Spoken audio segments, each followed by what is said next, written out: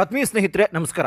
ಸಿದ್ದರಾಮಯ್ಯ ಅವರನ್ನು ಹೇಗಾದರೂ ಮಾಡಿ ಶತಾಯುಗತಾಯು ಮೂಢ ಹಗರಣದಿಂದ ಬಚಾವ್ ಮಾಡಬೇಕು ಅಂತ ಕಾಂಗ್ರೆಸ್ನ ಎಲ್ಲ ನಾಯಕರು ಈಗ ಒಟ್ಟಾಗಿದ್ದಾರೆ. ಹೈಕಮಾಂಡ್ನಿಂದ ಖಡಕ್ ಆಗಿರುವಂತಹ ಆದೇಶ ಬಂದ ಬೆನ್ನಲ್ಲೇ ಎಲ್ಲರೂ ಕೂಡ ಈಗ ಬಣಗಳ ರಾಜಕೀಯವನ್ನು ಮರೆತು ಸಿದ್ದರಾಮಯ್ಯ ಅವರ ಪರ ಬ್ಯಾಟ್ ಬೀಸೋಕೆ ಮುಂದಾಗಿದ್ದಾರೆ.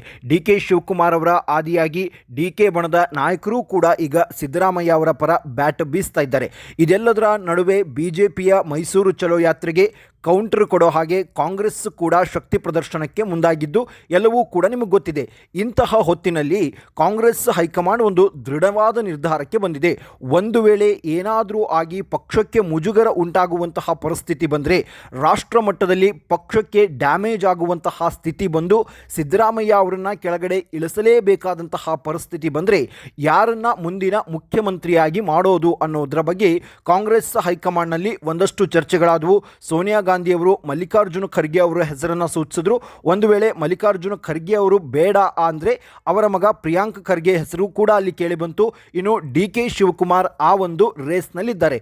ಇದೆಲ್ಲದರ ನಡುವೆ ಸಿದ್ದರಾಮಯ್ಯ ಅವರ ಇಮೇಜಿಗೆ ತಕ್ಕ ಹಾಗೆ ಇರುವಂತಹ ಮತ್ತೊಬ್ಬ ನಾಯಕನನ್ನು ಕಾಂಗ್ರೆಸ್ ಹೈಕಮಾಂಡ್ ಸದ್ದಿಲ್ಲದೆ ಆರಿಸಿ ಇಟ್ಟಿದೆ. ಈ ವಿಚಾರವನ್ನು ಕಾಂಗ್ರೆಸ್ನ ಪ್ರಭಾವಿ ನಾಯಕ ಮತ್ತು ಪ್ರಭಾವಿ ಸಚಿವ ಈಗ ಆ ವಿಚಾರವನ್ನು ಹೇಳಿಕೆಯ ಮೂಲಕ ಕೊಟ್ಟಿದ್ದಾರೆ. ಹಾಗಾದರೆ ಗೆಳೆಯರೆ, ಕಾಂಗ್ರೆಸ್ ಹೈಕಮಾಂಡ್ ಸಿದ್ದರಾಮಯ್ಯ ಅವರ ಇಮೇಜಿನಂತೆಯೇ ಇರುವಂತಹ ಮತ್ತೊಬ್ಬ ನಾಯಕನನ್ನು ಯಾರನ್ನಾಗಿ ಆಯ್ಕೆ ಮಾಡಿದೆ, ಮುಂದಿನ ಮುಖ್ಯಮಂತ್ರಿ ಯಾರಾಗಬಹುದು ಅನ್ನೋದರ ಒಂದಷ್ಟು ಮಾಹಿತಿಯನ್ನು ನೋಡ್ತಾ ಹೋಗೋಣ. ಗೆಳೆಯರೆ, ನಿಮ್ಮೆಲ್ಲರಿಗೂ ಕೂಡ ಗೊತ್ತಿರುವ ಹಾಗೆ ಕಾಂಗ್ರೆಸ್ನಲ್ಲಿ ಬಣಗಳ ರಾಜಕೀಯದಿಂದನೇ ಸಿದ್ದರಾಮಯ್ಯ ಅವರು ಸಂಕಷ್ಟಕ್ಕೆ ಸಿಲುಕಬೇಕಾದಂತಹ ಪರಿಸ್ಥಿತಿ ಬಂತು. ಕುಮಾರಸ್ವಾಮಿ ಅವರು ನೇರವಾಗಿ ಆರೋಪವನ್ನು ಮಾಡಿದ್ರು. ಕಾಂಗ್ರೆಸ್ನಲ್ಲಿರುವಂತಹ ಕೆಲವರೇ ಬಿಜೆಪಿ ಅವರಿಗೆ ಈ ಮೂಢ ಹಗರಣದ ಫೈಲನ್ನು ತಂದುಕೊಟ್ಟಿದ್ದಾರೆ. ಸರ್ಕಾರದಲ್ಲಿ ಏನೆಲ್ಲ ಹಗರಣಗಳು ಆಗಿವೆ ಅನ್ನೋದರ ಸುಳಿವನ್ನು ಕಾಂಗ್ರೆಸ್ ನಾಯಕರೇ ಕೊಟ್ಟಿದ್ದಾರೆ. ಸಿದ್ದರಾಮಯ್ಯ ಅವರನ್ನು ಕೆಳಗಡೆ ಇಳಿಸಬೇಕು ಅಂತ ನೇರವಾಗಿ ಕುಮಾರಸ್ವಾಮಿ ಅವರು ಆರೋಪವನ್ನು ಮಾಡಿದ್ರು. ಸೊ ಆಗ ಸಿದ್ದರಾಮಯ್ಯ ಅವರಿಗೂ ಕೂಡ ಇದು ಗೊತ್ತಿತ್ತು. ಏನು ಅಂದರೆ ಪಕ್ಷಗಳ ಒಳಗೆ ಯಾವುದೂ ಸರಿ ಇಲ್ಲ, ಇಲ್ಲಿ ಬಣಗಳ ರಾಜಕೀಯ ತುಂಬ ಆಗ್ತಾ ಇದೆ ಅಂತ. ಯಾವಾಗ ಸಿದ್ದರಾಮಯ್ಯ ದೆಹಲಿಗೆ ಹೋದರೂ ದೆಹಲಿಯಲ್ಲಿ ಸ್ವಪಕ್ಷದಿಂದಲೇ ನನಗೆ ಸಪೋರ್ಟ್ ಸಿಗ್ತಾ ಇಲ್ಲ, ಸೊ ಹಾಗಾಗಿ ನೀವು ಖಡಕ್ ಆಗಿರುವಂತಹ ಸೂಚನೆಯನ್ನು ಕೊಡಲೇಬೇಕು ಅಂತ ಒತ್ತಾಯವನ್ನು ಮಾಡಿದ್ರು. ಆಗ ಹೈಕಮಾಂಡ್ ಕರ್ನಾಟಕದ ರಾಜ್ಯ ನಾಯಕರಿಗೆ ಖಡಕ್ಕಾಗಿಯೇ ಸೂಚನೆಯನ್ನು ಕೊಡ್ತು. ಸಿದ್ದರಾಮಯ್ಯ ಅವರ ಪರವಾಗಿ ಎಲ್ಲರೂ ನಿಂತ್ಕೊಳ್ಬೇಕು. ಇದು ನಿಮ್ಮ ಬಣಗಳ ಮರ್ಯಾದೆ ಹೋಗುವಂತಹ ಪ್ರಶ್ನೆ ಅಲ್ಲ, ನಿಮ್ಮ ಬಣಗಳಿಗೆ ಮುಜುಗರ ತರುವಂತಹ ಪ್ರಶ್ನೆ ಅಲ್ಲ, ಇದು ಕಾಂಗ್ರೆಸ್ಗೆ ಮುಜುಗರ ತರುವಂತಹ ಪ್ರಶ್ನೆ. ಹಾಗಾಗಿ ಸಿದ್ದರಾಮಯ್ಯ ಅವರ ಪರವಾಗಿ ನಿಂತ್ಕೊಳ್ಬೇಕು ಅಂತ ಹೇಳಿದ ಬೆನ್ನಲ್ಲೇ ರಾಜ್ಯದ ಎಲ್ಲ ನಾಯಕರು ಸಿದ್ದರಾಮಯ್ಯ ಅವರ ಪರವಾಗಿ ನಿಂತ್ಕೊಂಡ್ರು. ಸೊ ಇದು ಒಂದು ವಿಚಾರ. ಆದರೆ ಇನ್ನೊಂದು ವಿಚಾರ ಗೆಳೆಯರೆ, ಸಿದ್ದರಾಮಯ್ಯ ಅವರನ್ನ ಕೆಳಗಡೆ ಇಳಿಸಿದ್ರೆ ಯಾರನ್ನ ಮುಖ್ಯಮಂತ್ರಿ ಮಾಡಬೇಕು ಅನ್ನೋದು ಕಾಂಗ್ರೆಸ್ ಹೈಕಮಾಂಡ್ ಅವ್ರಿಗೂ ಕೂಡ ಒಂದು ಕನ್ಫ್ಯೂಷನ್ ಅಂತೂ ಇದ್ದೇ ಇತ್ತು. ಮಲ್ಲಿಕಾರ್ಜುನ ಖರ್ಗೆ ಅವರ ಹೆಸರು ಅಲ್ಲಿ ಫಸ್ಟ್ ಮುನ್ನೆಲೆಗೆ ಬಂತು. ಮಲ್ಲಿಕಾರ್ಜುನ ಖರ್ಗೆ ಅವರನ್ನು ರಾಜ್ಯಕ್ಕೆ ಕಳುಹಿಸಿ ಅಲ್ಲಿ ಮುಖ್ಯಮಂತ್ರಿಯನ್ನಾಗಿ ಮಾಡಿದ್ರೆ ಕೇಂದ್ರದಲ್ಲಿ ಅದು ವ್ಯತಿರಿಕ್ತವಾದಂತಹ ಪರಿಣಾಮ ಬೀರುತ್ತೆ. ಯಾಕೆಂದರೆ ಮಲ್ಲಿಕಾರ್ಜುನ ಖರ್ಗೆ ಅವರ ನೇತೃತ್ವದಲ್ಲಿ ಕಾಂಗ್ರೆಸ್ ಈ ಬಾರಿ ಲೋಕಸಭಾ ಚುನಾವಣೆಯಲ್ಲಿ ಏನು ಸಾಧನೆ ಮಾಡಿದೆ ಅನ್ನೋದು ಕಾಂಗ್ರೆಸ್ನ ಹೈಕಮಾಂಡ್ಗೆ ಗೊತ್ತಿದೆ. ಹಾಗಾಗಿ ಕೇಂದ್ರದ ರಾಜಕೀಯದಿಂದ ಅವರನ್ನು ಸ್ಟೇಟ್ಗೆ ಶಿಫ್ಟ್ ಮಾಡೋದು ಈ ವಿಚಾರದಲ್ಲಿ ಅಂದರೆ ಈ ಸಮಯದಲ್ಲಿ ಅದು ಸೂಕ್ತವಾದಂತಹ ಸಮಯ ಅಲ್ಲ. ಸೊ ಹಾಗಾಗಿ ಮಲ್ಲಿಕಾರ್ಜುನ ಖರ್ಗೆ ಅವರ ವಿಚಾರದಲ್ಲಿ ಕಾದು ನೋಡುವಂತಹ ತಂತ್ರಕ್ಕೆ ಮುಂದಾಗಿದೆ. ಇನ್ನು ಪ್ರಿಯಾಂಕ್ ಖರ್ಗೆ ವಿಚಾರಕ್ಕೆ ಬರೋದಾದರೆ ಅಲ್ಲಿಯೂ ಕೂಡ ಕಾಂಗ್ರೆಸ್ ಹೈಕಮಾಂಡ್ಗೆ 100% ಸ್ಯಾಟಿಸ್ಫ್ಯಾಕ್ಷನ್ ಆಗಿಲ್ಲ. ಯಾಕೆಂದರೆ ಗೆಳೆಯರೆ, ಸಿದ್ದರಾಮಯ್ಯ ಅವರ ಬೆನ್ನ ಹಿಂದೆ ಇರೋದು ಅಹಿಂದ ಓಟುಗಳು. 3 ಬಹುದೊಡ್ಡ ಓಟುಗಳು ಸಿದ್ದರಾಮಯ್ಯ ಅವರ ಬೆನ್ನ ಹಿಂದೆ ನಿಂತಿರೋದು. ಸೊ ಹಾಗಾಗಿ ಸಿದ್ದರಾಮಯ್ಯ ಅವರ ತರಹ ಇರುವಂತಹ ಮತ್ತೊಬ್ಬ ವ್ಯಕ್ತಿಯನ್ನು ಆಯ್ಕೆ ಮಾಡಬೇಕು. ಇನ್ನು ಡಿ ಕೆ ಶಿವಕುಮಾರ್ ಅವರ ವಿಚಾರಕ್ಕೆ ಬರೋದಾದರೆ ಡಿ ಕೆ ಶಿವಕುಮಾರ್ ಅವರು ಮುಖ್ಯಮಂತ್ರಿ ಆದರೆ ಅವರನ್ನು ಕೂಡ ಕೆಳಗಡೆ ಇಳಿಸೋದಕ್ಕೆ ಕೇಂದ್ರ ಸರ್ಕಾರದಿಂದ ಹಿಡಿದು ರಾಜ್ಯ ಸರ್ಕಾರದಲ್ಲಿ ಬಹುದೊಡ್ಡ ಒಂದು ಪ್ಲಾನ್ ಕೂಡ ರೆಡಿ ಆಗಿಯೇ ಬಿಡುತ್ತೆ.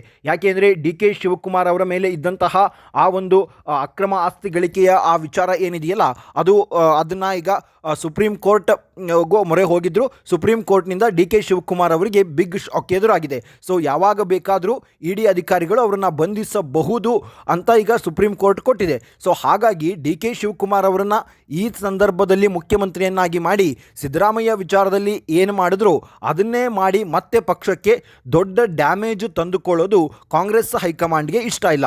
ಸೊ ಹಾಗಾಗಿ ಹೊಸ ಹೆಸರನ್ನು ಆಯ್ಕೆ ಮಾಡಿದೆ. ಸೊ ಸದ್ದಿಲ್ಲದೆ ಕಾಂಗ್ರೆಸ್ ಹೈಕಮಾಂಡ್ ಕರ್ನಾಟಕದ ರಾಜಕೀಯದ ಮೇಲೆ ಹದ್ದಿನ ಕಣ್ಣನ್ನು ಕೂಡ ಇಟ್ಟಿದೆ. ಸೊ ಯಾರನ್ನ ನಾವು ಇಲ್ಲಿ ಮುಖ್ಯಮಂತ್ರಿಯನ್ನಾಗಿ ಮಾಡಿದ್ರೆ ನಮಗೆ ದೊಡ್ಡ ಮಟ್ಟದಲ್ಲಿ ಬೆಂಬಲ ಸಿಗುತ್ತೆ.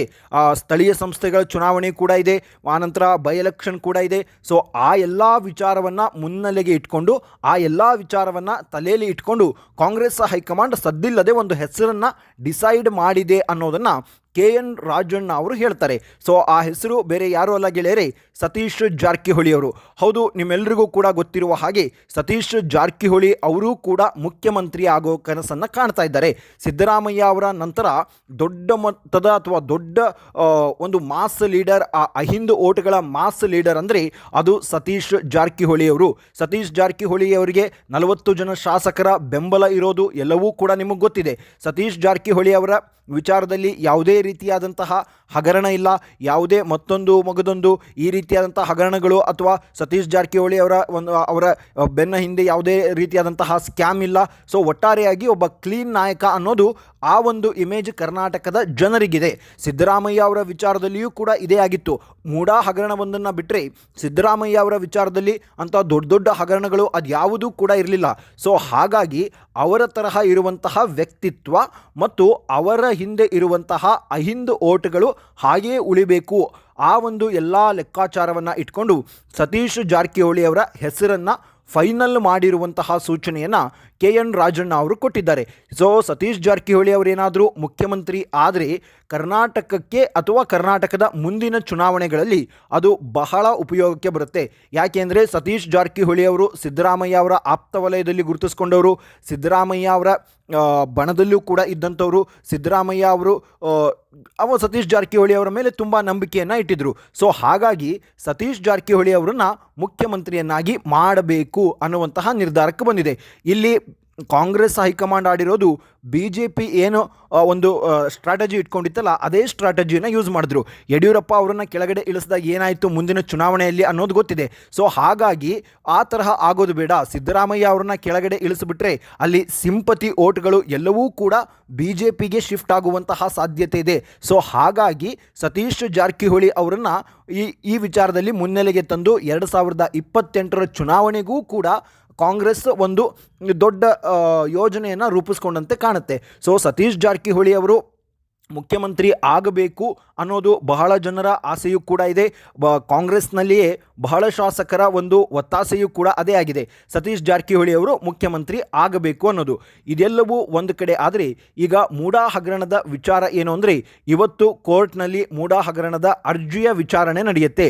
ಸೊ ಇವತ್ತಿನ ತೀರ್ಪಿನ ಆಧಾರದ ಮೇಲೆ ಮುಂದೆ ರಾಜ್ಯದಲ್ಲಿ ಏನೆಲ್ಲ ದೊಡ್ಡ ದೊಡ್ಡ ಬೆಳವಣಿಗೆಗಳು ಆಗಬಹುದು ಅನ್ನೋದು ಕೂಡ ಗೊತ್ತಾಗುತ್ತೆ. ಇವತ್ತು ಬಹುಶಃ ಕೋರ್ಟ್ನಲ್ಲಿ ತೀರ್ಪನ್ನು ಕಾಯ್ದಿರಿಸುವಂತಹ ಒಂದು ವಿಚಾರಕ್ಕೂ ಹೋಗಬಹುದು. ಸೊ ಇವತ್ತೇ ತೀರ್ಪು ಪ್ರಕಟ ಆಗುತ್ತೆ ಅಥವಾ ಅರ್ಜಿಯನ್ನು ಕೋರ್ಟ್ ಪುರಸ್ಕರಿಸುತ್ತೆ, ಅದೆಲ್ಲವೂ ಕೂಡ ಇವತ್ತೇ ಆಗುವಂತಹ ಸಾಧ್ಯತೆ ಕಡಿಮೆ ಇದೆ. ಸೊ ಹಾಗಾಗಿ ಇವತ್ತಿನ ಒಂದು ಏನಾಗುತ್ತೆ, ಇವತ್ತಿನ ಬೆಳವಣಿಗೆಗಳು ಏನಾಗುತ್ತೆ ಅದೆಲ್ಲವನ್ನು ನೋಡಿಕೊಂಡು ಮುಂದೆ ದೊಡ್ಡ ಹೆಜ್ಜೆ ಇಡೋದಕ್ಕೆ ಕಾಂಗ್ರೆಸ್ ಈಗಿನಿಂದಲೇ ಪ್ಲಾನ್ ಮಾಡ್ಕೊಳ್ತಾ ಇದೆ. ಸತೀಶ್ ಜಾರಕಿಹೊಳಿ ಅವರಿಗೆ ಒಂದು ಬಂಪರ್ ಲಾಟ್ರಿ ಹೊಡೆದ್ರೂ ಅಚ್ಚರಿ ಪಡಬೇಕಾಗಿಲ್ಲ. ಇದು ಗೆಳೆಯರೆ ಕಾಂಗ್ರೆಸ್ನಲ್ಲಿ ಆಗ್ತಾ ಇರುವಂತಹ ಮುಖ್ಯಮಂತ್ರಿ ಬದಲಾವಣೆಯ ವಿಚಾರದ ಬಗ್ಗೆ ಒಂದಷ್ಟು ಮಾಹಿತಿ. ಮುಂದಿನ ವಿಡಿಯೋದಲ್ಲಿ ಮತ್ತಷ್ಟು ಮಾಹಿತಿಯ ಜೊತೆಗೆ ಬರ್ತೀನಿ. ಅಲ್ಲಿವರೆಗೂ ಜೈ ಹಿಂದ್, ಜೈ ಕರ್ನಾಟಕ.